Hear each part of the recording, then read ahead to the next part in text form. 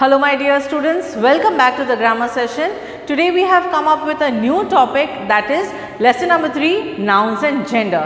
So let us start with our session. What do you mean by genders? There are 4 types of genders which we will study today in detail. So let us start with the very first gender. The first gender is a masculine gender. Now what do you mean by a masculine gender? Let us look at the definition. A noun which refers to a male. The male gender is called the masculine gender. And who are the male genders? A father, grandfather, brother, uncle. These all are the male genders. Same way goes to the animals also. Lion, tiger. These are the male genders. So a noun which refers to a male gender is called masculine gender. Let us have a look at the second gender. Second gender is feminine gender. Now what do you mean by feminine gender? Let us have a look. A noun which refers to a female. All the female are called feminine genders. Now who comes in feminine genders? Mother, sister, grandmother, aunt.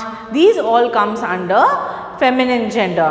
Same way goes in animals. For example, lioness, tigress.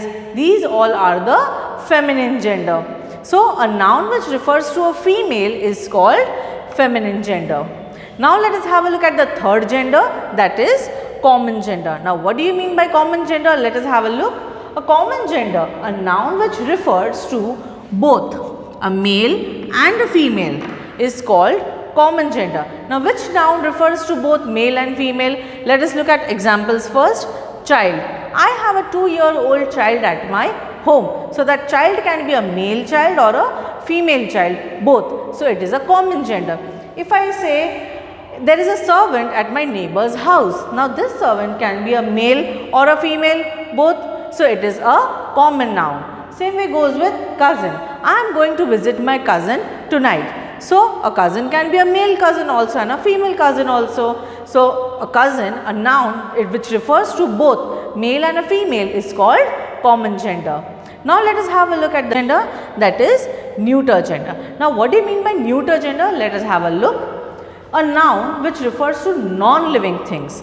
The noun which are non-living things, and non-living things do not have the gender such as male or female. That is why it is called neuter gender. Let us have a look at the examples of neuter gender. Car. Car is a non-living things. It does not have a gender of male nor a female. So it is called neuter gender. Same way goes with table. Table is also a non-living thing. So non-living thing does not have genders male or female. That is why it is called neuter gender. So I hope students you are aware now about all the 4 genders. The first one is a masculine gender which refers to female. Second gender is called feminine gender which refers to a female. Next is common gender which refers to both male and a female. And the last one is neuter gender which refers to non-living things which does not have male or a female gender. So now students, let us have a look at the exercise for further information. Okay students, now let us have a look at the exercise.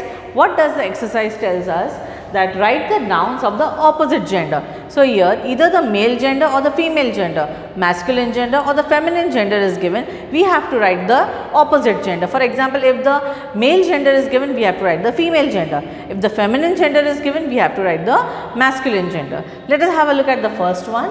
First is milkman. By looking at this name, we find out that it is a masculine gender. So we have to write a feminine gender. Milkman, milkmaid. Milkmaid. Next, hero. Hero is also a masculine gender. So we will write the feminine gender, heroine. Third, host. Now this host we have already studied in chapter number 1. Who is the host? If I am throwing a party at my house, so I will be the host of the party. So host is the masculine gender. What will be the feminine gender? Hostess. I will be the hostess of my party. Fourth, witch. Now who is the witch? A person who does black magic. But witch is the feminine gender, so we have to write the masculine gender. Masculine gender is wizard. Next is bride. The girl who is going to get married is called bride. So what will be the masculine gender? Bridegroom.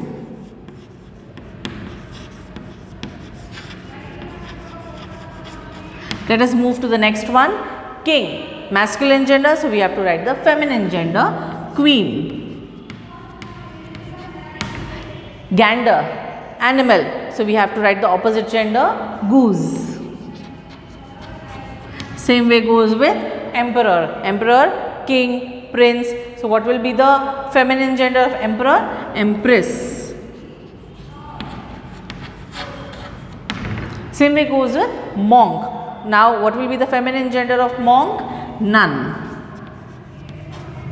And the last one is peahen. So we all know the opposite gender of peahen, that is peacock. So students, I hope you understood this exercise. Now let us move to the next exercise. Okay students, now let us have a look at the next exercise. This tells us that rewrite the sentences of the opposite gender. Means there will be one gender in the sentence, we have to write the opposite gender and we have to rewrite the sentence. Let us have a look at the first one. The king and the prince are walking in the garden. Now here, as you can see, I can see the masculine gender over here. Which is the masculine gender? King. And one more, prince. So here, if we have the masculine gender, what do we have to do? We have to write the feminine gender. So what is the feminine gender of king? Queen. And the feminine gender of prince? Princess. Now let us write the sentence.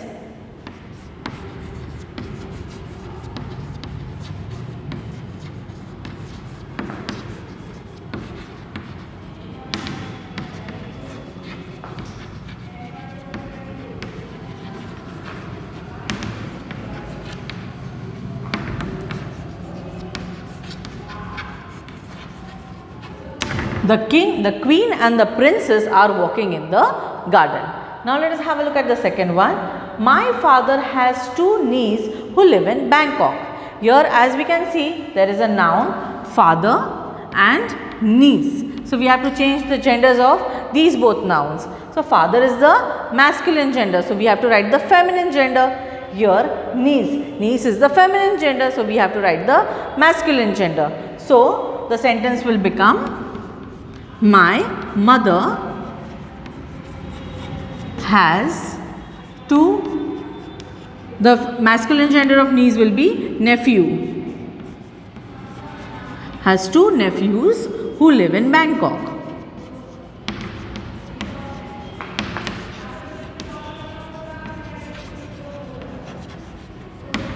Okay, now let us look at the third sentence. The priest blessed the poet. Here the nouns are priest, which is a masculine gender, and the poet, which is also a masculine gender. So we have to write the feminine gender of both the nouns. So let us start. The sentence will become, the priestess blessed the poetess.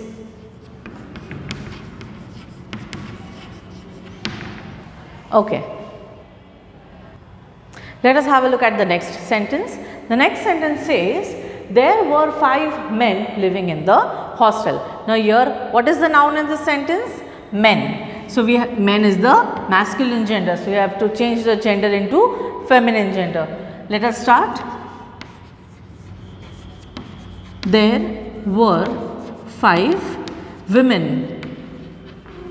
Here men is in plural, so we will write feminine gender also in plural. There were 5 women living in the hostel. Okay, now let us move to the next sentence. The next sentence says, the Dutch had a beautiful white horse.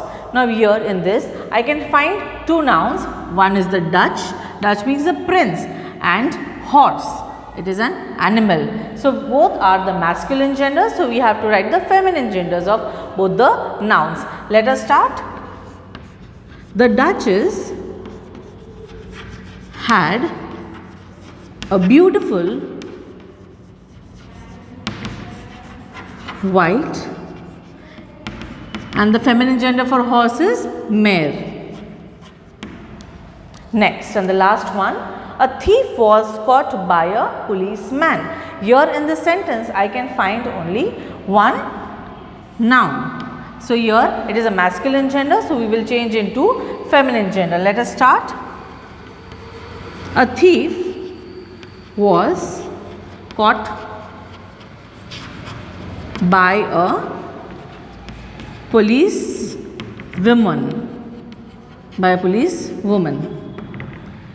So students, as you understood that how can we change the genders and form the sentence. So I hope students you have understood this chapter of nouns and gender. How many types of genders are there? There are 4 types of genders, that is masculine gender which refers to a male gender, feminine gender which refers to a female gender, common gender which refers to both male and a female, that is called common gender, and the last one which we studied was neuter gender. Neuter gender refers to non-living things which neither have male or female. So I hope students you understood this chapter. We will meet in the next session. Till then, take care. Bye bye. Hello my dear students, how are you all? My name is Pawan Parmar and today we are going to study grammar. So in this session we are going to study a new chapter, that is lesson number 4, pronouns. Now what do you mean by pronouns? If I say Ravi is a boy, Ravi is a good boy, Ravi goes to school, Ravi has his tiffin. This tiffin box belongs to Ravi. So what am I doing? You are hearing the noun Ravi, the name of a boy again and again. So instead of using the name again and again Ravi, you can use a pronoun. Ravi is a boy, he is a good boy. Hello my dear students, how are you all? My name is Pawan Parmar and today we are going to study grammar. In this session we are going to study lesson number 4, pronouns. Now what do you mean by pronouns? Let us have a look. Pronouns are the words that are used in place of nouns. For example, if I say Ravi, Ravi is a name of a boy. Ravi is a good boy. Ravi goes to school. This tiffin box belongs to Ravi. That boy name is Ravi. What am I doing? I am using the name, the noun Ravi again and again. So instead of repeating the noun again and again, I can use pronoun. I can say he is a good boy. This tiffin box belongs to him. So what am I doing? I am using pronouns in place of nouns to avoid repetition. It helps us to avoid repetition of nouns. So to avoid the repetition, we can use pronouns. Now there are various kinds of pronouns. What are those pronouns? I, me, mine, this, that, yours, mine, himself, herself, and so on. There are various kinds of pronouns. But now you will say, madam, where do you use all these pronouns? How will we come to know? For that, we will study different types of pronouns. Now what are the different types of pronouns? Let us have a look. So students, the very first kind of pronouns which we will be studying is personal pronouns. Now what do you mean by personal pronouns? Let us have a look at the definition first. Personal pronoun means they are used in place of the names of persons, animals and things. So whenever there is a name of a person or the name of the animal or the name of the thing, so in these places we can use personal pronouns. Now what are the personal pronouns? I, me, we, us, you, yours, he, she, him, her, it, they and them. These all are the personal pronouns. Now let us have a look at the example first. The little boy started crying whenever his mother left dash alone. Now here we are talking about the boy. Here what pronoun can we use instead of boy? We can use whenever the mother left him alone. Instead of repeating the name or the noun boy again and again, we can use the pronoun him. So whenever his mother left him alone, he started crying. Look at the second example. The captain and the team members posed with the trophy. Now there was a match going on and one team won the match. Now they had the captain and the team members. Now what is the sentence? Dash had won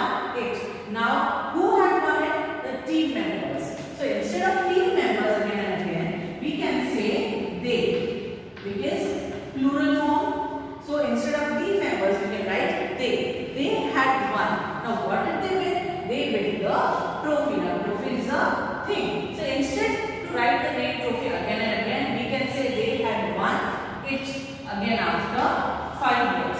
So instead of repeating the trophy again and again, we can say they had won it again after 5 years. So whenever we are talking about boy or things or the name of animals, we can use personal pronouns. Now let us look at the second type of pronoun, which is called possessive pronouns. Now what do you mean by possessive pronouns? The word possessive means ownership, belonging and possession. When something is belonging to someone. For example, if I have a pen in my hand or chalk in my hand, this belongs to me. I got this chalk from the market. So this chalk belongs to me means this is my property. I own this chalk. When something is belonging to someone, we say it's her ownership or the belonging or the possession. So for those types of pronouns, we can use mine, ours, his, hers, yours, its and theirs. Now let us have a look at the example first. These spectacles are John's. Now instead of repeating the John again and again, what can we say? We can use the possessive pronouns. Now whose spectacles are these? These spectacles are of John. So the spectacle is the belonging of John. So instead of John we can write these spectacles are his. Okay, the third sentence is these pills are my grandmother's. Now the pills, whose belonging it is? Grandmother's. Whose pills? My grandmother's pills. So instead of writing grandmother again and again, what can I say? These pills are hers. So to avoid the repetition of noun, we can use hers. Next, the red dolls are Nikki and Leela's. Now the dolls, doll belongs to Nikki and Leela. So it is a belonging of these two girls. So instead of writing the name of these two girls again and again, what can I say? The red dolls are theirs. So what do you mean by possessive pronouns? The noun which have possession, ownership and belonging. When something is belonging to someone, we can use possessive pronouns such as mine, ours, his, hers, yours, its and theirs. I hope you have understood possessive pronouns. Now let us move to the Okay students, so now let us have a look at the next type of pronoun, which is reflexive pronouns. What do you mean by reflexive pronouns? Let us have a look at the definition first. Reflexive pronouns: when the subject in a sentence is also the receiver of the action, means whatever actions we do, it bounces back to us. That is called reflexive pronouns. For example, myself, yourself, himself and herself, itself and themselves. All the reflexive pronouns end with self and selves. Now whatever actions we do, if it bounces back to us, it is called reflexive. Let us have a look at the examples. The first example is the cat saw itself in the mirror. Whom is the cat looking? The cat is looking itself in the mirror. So the action is bouncing back to the cat. Next is she hurt herself during the dance practice. She was doing the dance practice and she fell down. So what happened? She hurt herself only. So the action bounces back to her. And the next example is we were satisfied with ourselves after painting the wall. So here what is the reflexive pronoun? Reflexive pronoun is ourselves, because who were satisfied? We were satisfied with our work only. So all the actions which bounces back to us is called reflexive pronouns. Okay, so now let us have a look at the next type of pronoun. What is the next type of pronoun? Relative pronouns. Now what do you mean by relative pronouns? Relative pronouns are used to join the parts of sentence. Means two sentences are given. We have to join these two sentences using relative pronouns. And what all are the relative pronouns? Who, whom, whose, which and that are called relative pronouns. In this, who, whom and whose we use whenever we talk about people or persons, and which and that we use whenever we talk about things and animals. So I hope relative pronouns is clear to you. We use relative pronouns to join the parts of sentence, and also the relative pronouns has a descriptive beginning. Now let us have a look at the examples. First is, please return the book dash I gave you. Here we are talking about the book. So we can use relative pronoun that. Please return the book that I gave you. Next, the boy dash is painting is my brother. Now here we are talking about a boy, person. So here what relative pronoun can we use over here? Who. The boy who is painting is my brother. Now let us have a look at the third one. The girl. Here also we are talking about the person. So we will use who. The girl who is wearing a red dress is my sister. So here what we have done, we have used the relative pronouns to join the parts of the sentence. And what are the relative pronouns? Who, whom, whose, which and that. Okay students, so now let us move to the next type of pronouns. Next type of pronoun is demonstrative pronouns. Now what do you mean by demonstrative pronouns? When we point out or show to a person, animal or things to which they refer. Whenever we point out means whenever we point out and show something to our friend, relative, family members or anyone. See, that is my book, this is my room. So what we are doing, we are pointing out to a particular person or thing and we are showing them to someone. So whenever we point out or show something to someone, we call demonstrative. Now what are the demonstrative pronouns? Demonstrative pronouns are this, these, that and those. So these four are the demonstrative pronouns and they are usually followed by verbs. Now let us have a look at the examples. First one is dash is the room where we practice dance. So one of my friend visited my home yesterday and what did I show? I showed my room. I was pointing out to my room and I was showing that this is the room where we practice dance. So the room was very nearer to me. So we use this. Wherever the things are nearer to us and which is singular, we use this. So this is the room where we practice dance. Let us have a look at the second one. Whose shoes are dash. Now here we are showing shoes. First of all, shoes is plural. Shoes are very nearer to me but shoes are plural. For plural we will use these. Whose shoes are these? So whenever the things are nearer to us and if they are singular we will use this. If they are plural we will use these. Now let us move to the next sentence. I don't like dash curtains. Now curtains are very far away from me. So what will I do? I am pointing out to the curtains and I am saying I don't like dash curtains. Curtains are always plural. They are always in pair. So for plural we will use I don't like those curtains. So whenever the things are far away from us and if it is in plural we will use those. And the last one is please give me the dash book. Now here we are talking about singular book. So if I say the book is far away from me, what will I say? Please give me that book. So whenever the things are far away from me, if it is singular I will use that. If it is plural I will use those. That and those for the things which are far away from us and this and these for the things which are nearer to us. The point was they are usually followed by verbs. Now demonstrative pronouns are usually followed by verbs. Let us look in the first sentence. Here the verb is. So before is there is a demonstrative pronouns. Same way goes with here. Are. Are is also the verb. So it is followed by a verb. Here like is the verb. So those is followed by the verb. Same way goes with that. Now here in demonstrative pronouns we learned this, that, these and those. This and these for the things which are nearer to us and that and those for the things which are far away from us.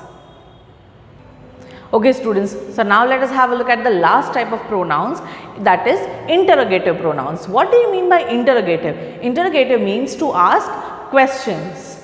They are used to ask questions. Whenever we interrogate someone means whenever we ask someone, what is your name? Where do you live? what is your favorite food? So what are we doing? We are interrogating that person, means we are asking questions to that person. So whenever we ask question means to interrogate, and that is called interrogative pronouns. So what pronouns do we use in interrogative? We use who, whom, whose, which and what. We use these pronouns in interrogative. Now let us look at the examples. Now look at the first example. What was that noise? Now here I am asking the question to someone that what was the noise. So what interrogative pronouns did I use over here? I used what, because for noise, for things we can use what and which. For persons we use who, whom and whose. Let us look at the second one. Who will introduce the singer? Now here we are talking about the person who is a singer. So we will use who. So who is the interrogative pronoun.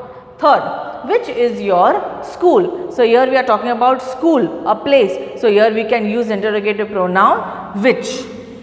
Which is your school? So whenever we interrogate someone, whenever we ask questions, what question, where do we do the starting?